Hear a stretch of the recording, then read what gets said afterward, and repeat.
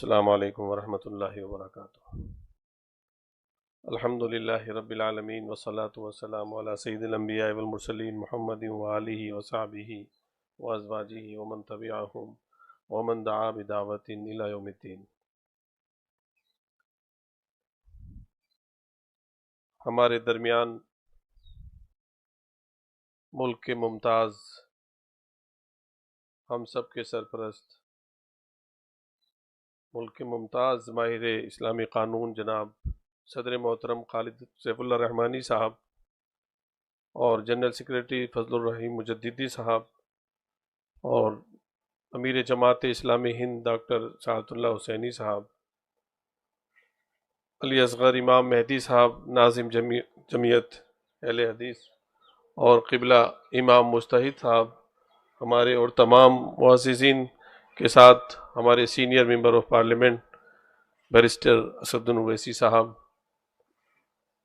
आप सब हजरात जो सामने मुअज़्ज़िज़ीन बैठे हैं, ये चूँकि सभी के नाम लेना वक्त के लिए मुनासिब नहीं है, लेकिन जिस मकसद के लिए आए हैं, जिस कौज़ के लिए आए हैं, जिस सबब से यहाँ जमा हुए हैं, और इससे पहले भी रमज़ानुल मुबारक में यहाँ पर धरने से एक आगाज़ किया गया था, लेकिन वो कानून जिसे काला कानून कहना चाहिए, वो किसानों की तरह ही एक कानून एक माइनॉरिटी पर थोपा गया। और जैसा कि मैंने पार्लियामेंट में भी ये बात कही थी कि ये आगाज़ है जब से भाजपा सरकार सत्ता में आई है, इक़्तिदार में आई है, हमारे सिख भाइयों के मजहबी मामलात से छेड़छाड़ हो रही है, बराबर इसकी शिकायतें मिल रही हैं, और इसी तरह हमारे ईसाई भाइयों के मामलात से भी छेड़छाड़ हो रही है, और इसी तरह हमारे हिंदू भाइयों के मजहबी मामलात की भी छेड़छाड़ हो रही है। ये सच है। यहाँ हिंदू मुसलमान सिख ईसाई का मसला नहीं है, ये मसला इंसाफ का है। ये मसला उस विरासत, उस साझी विरासत को बचाने का है जिस साझी विरासत की लड़ाई हम सब ने मिलकर लड़ी थी। लेकिन आज कितने अफसोस की बात है कि हम ईश्वर के नाम पर, अल्लाह के नाम पर, उस परमेश्वर के नाम पर शपथ लेते हैं कि देश की एकता और अखंडता बिना किसी भेदभाव के सच्ची शिरदा से कानून को नाफिज करेंगे। वो सच्ची शिरदा ये है कि 12-12 घंटे में बिल्डोजर चल जाते हैं। What mean behind this? क्या है इसके पीछे मकसद? क्या पैगाम देना चाहते हैं आप हिंदू और मुसलमानों को? देश का संविधान अभी जिंदा है, देश के लोगों की आत्मा अभी जिंदा है, और हमारे दरमियान वो पीढ़ियां मौजूद हैं जिन्होंने आजादी की लड़ाई में एक एक घर नहीं, पूरे पूरे मोहल्ले शहीद हो गए। आजादी की लड़ाई इसलिए लड़ी गई थी कि वो हमारा मुश्तरका हिंदुस्तान जो हजारों साल से चला आ रहा है, वो जमहूरियत का हिंदुस्तान, राजा आए चले गए, बादशाह आए चले गए, लेकिन हिंदुस्तानी कल्चर, हिंदुस्तानी तहजीब हमेशा से थी कि एक दूसरे के मजहबों का एहतराम करते थे। हम उसको बाकी रहना है। आज उसको कुचलने की कोशिश हो रही है, बड़ी शर्मनाक। और देश की जो फॉरेन पॉलिसी है वो इतनी ऐसी हो गई है कि कभी तालिबान का नाम लेने पर लोगों को जेलों में डाला गया, वो अभी तक जेलों में सड़ रहे हैं, और तालिबान के मिनिस्टर आज गवर्नमेंट के मेहमान हैं। मैं इस पर कोई टिप्पणी नहीं करना चाहता। अपनों पे सितम, गैरों पे करम, आखिर ये माजरा क्या है? अपनों पे सितम, गैरों पे करम, आखिर ये माजरा क्या है? हम और हमारी नस्लें, चाहे वो सिख भाई हो, हिंदू भाई हो, सिख ईसाई भाई हो, इस धारस से जड़ों से पेवस्त हैं। मैंने एक बार कहा था, उस चीज को बड़ा तूल दिया गया।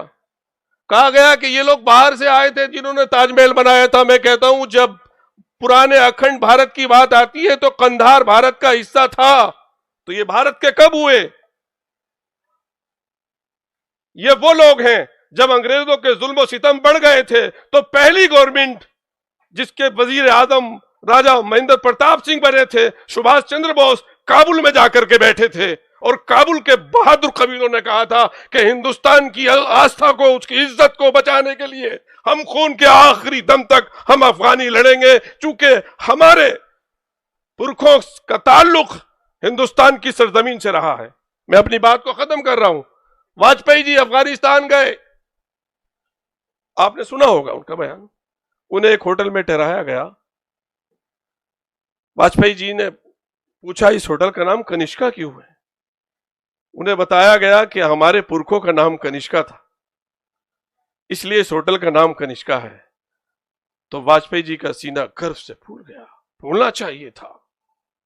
आखिर ये भेदभाव क्यों किया जाता है? आखिर इस भेदभाव को खत्म करिए और सच्चे हिंदुस्तानियों की तरह देश की तरक्की की तरफ देखिए, एजुकेशन की तरफ देखिए, देश में साफ सफाई की तरफ देखिए, अच्छे इंतखाबात हो, मेरिट की बेस पर अच्छे लीडर मुल्क में पैदा हो और आगे बढ़े। देश के बच्चों की भविष्य, उनकी तालीम की भविष्य की कोशिश की जाए।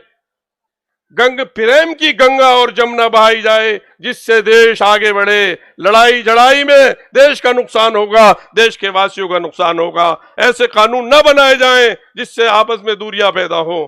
क्यों? कि वो खानदान कभी तरक्की नहीं करता, वो फैमिली कभी तरक्की नहीं करती जहां आपस में रोज रोज झकझक होती हो और तू मैं होती हो। एक देश भी एक खानदान है, हिंदू मुसलमान सिख ईसाई इस खानदान के अफराद हैं। इसलिए आपस में मिलकर इस खानदान को हमें पूरी दुनिया के नक्शे पर एक मजबूत ताकत और वकार और इज्जत और शान की साथ हमें इस पूरी दुनिया में भारत का तिरंगा बुलंद करना है। और जो लोग बांटने की सियासत करते हैं, नफरत की सियासत करते हैं, वो तिरंगे को झुकाना चाहते हैं।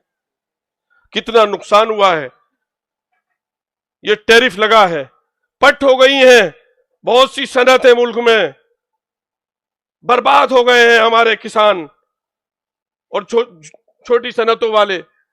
कितने लोगों को रोजगार नहीं मिल रहा, हमें उनकी तरफ तवज्जो देनी चाहिए। मैं अपनी बात को खत्म करता हूं कि इन कानून को वैसे ही खामोशी से वापस ले लिया जाए जैसे कि काला कानून किसानों का वापस ले लिया गया था, और बड़े मकासद को देखना चाहिए कि देश की एकता और अखंडता मजबूत रहे। मैं अपनी पार्टी की तरफ से यह कहना चाहता हूं, हमारी पार्टी समाजवादी पार्टी ने माननीय अखिलेश यादव जी ऐलान किया था कि हम टोटली पहले दिन से ही इस कानून को रिजेक्ट करने की मांग करते हैं और मांग करते रहेंगे। और पूरे इंडिया ब्लॉक ने इसको जो है रिजेक्ट किया है। हम आज भी रिजेक्ट करते हैं और कल भी जो है इसको रिजेक्ट करते रहेंगे। वाखिर दावाना अल्हम्दुलिल्लाह।